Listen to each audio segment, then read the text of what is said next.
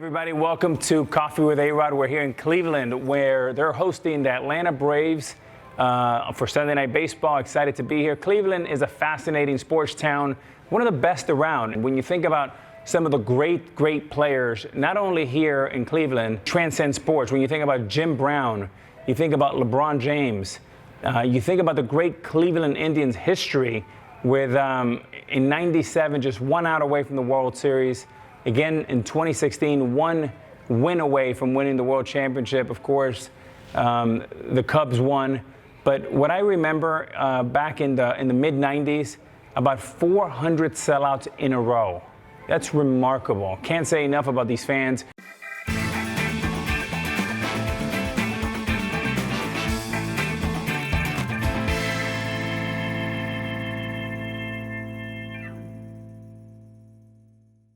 The Cleveland Indians always played very tough against my teams, whether it was the Mariners, Texas, or the Yankees. They just would whip our butts. And when people say the 10th man, there's something you hear in football with like the Seattle Seahawks. Let me tell you something. The Cleveland Indian fans are unbelievable. They were the 10th man, very intimidating. This field here they feel like they're on top of you. And it was just a tremendous competitive advantage for the Cleveland Indians, and they were fun, they were excited, they were colorful. I can't wait to get back to watch this young Cleveland team that, by the way, has the best starting pitching in Major League Baseball. Now they have Francisco Lindor, one of the greatest players of our generation, the great young switch-hitting shortstop. It should be very interesting to see what the Indians do this year. So Abby, my passion for baseball started really early on. I remember being just a little toddler in Pampers, hearing my father watching the Yankees and Mets games while I was in New York. Being Dominican, it's in my blood. There's a saying in Dominican Republic that you have to hit yourself out of the island.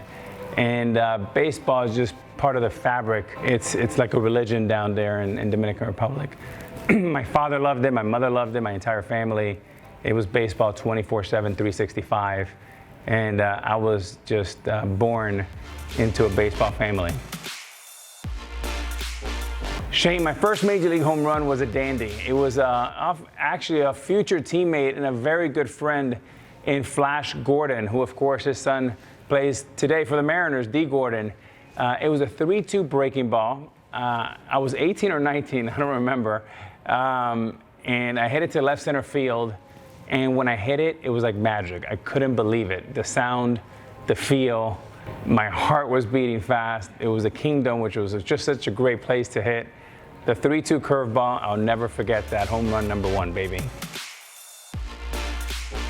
Mike, that's an easy one. What's the highlight of my career? I played almost 23 years in the major leagues, and it was 2009, wrapping up the World Series for the New York Yankees.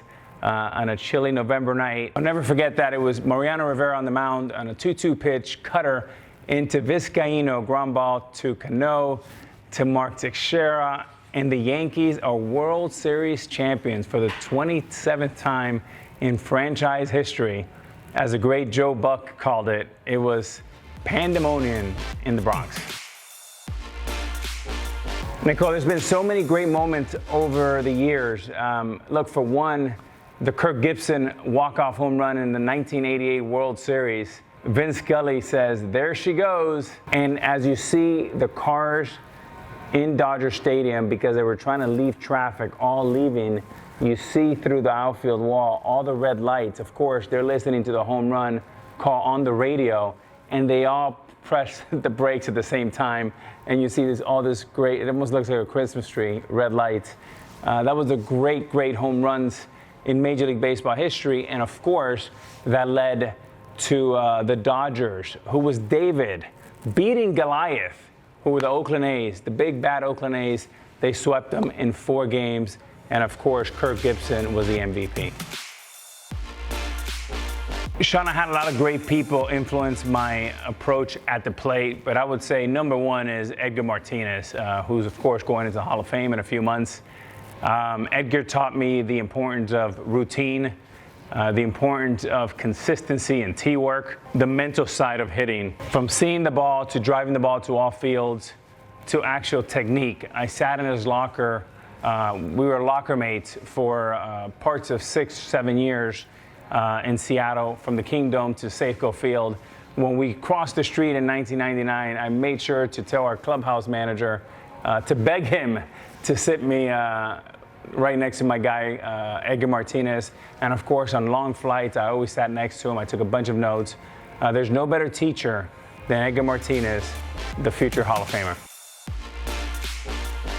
Hey, Des, my favorite hit of all time, I would have to say I have two. One was in the postseason off Joe Nathan. I believe the count was 2-0. Fastball right down the middle, 94 miles an hour. And I hit it out to right center field.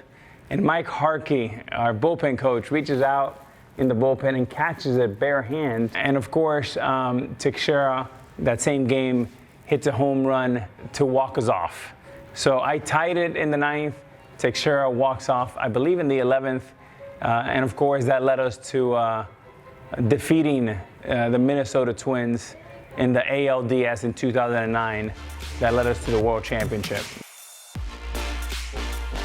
Steven, Chipper Jones. I love Chipper. He's one of my favorites. I have a few. Number one, I saw Chipper's last game in Orlando at Boardwalk in Baseball in his championship game. He didn't play shortstop.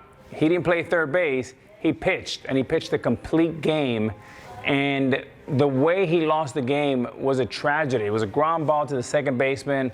Game is supposed to be over. Chipper's supposed to jump for joy. In his last game, the ball goes right through the wickets, right through his legs. They lose the game. Chipper Jones walks into the dugout, punches the wall, and breaks his hand. And this is a few days before the Atlanta Braves have the #1 pick in the draft. Thank God for the Braves and Bobby Cox and John Sherholtz. They still draft Chipper Jones. And of course, the rest is history. But Chipper, for me, is one of the great, great players that I've ever seen. We came up at the same time. He was also a #1 pick, just a dynamic player. When you think about a baseball player, they look like Chipper Jones. The way he looks, his stance, his name, Chipper Jones, he's number 10, the high socks. He is a dandy, one of my greatest and favorite players. Great person, played with him in Japan. Switch hitter. For me, this guy is a Hall of Famer, and he's just one of the best of all time. Chipper Jones. Thank you for joining me for Coffee with Arod. I'm really enjoying this with everyone. Hey, don't forget to submit all your questions on my Instagram story next weekend, and I will answer as many as I can. So for now, enjoy the game. See ya!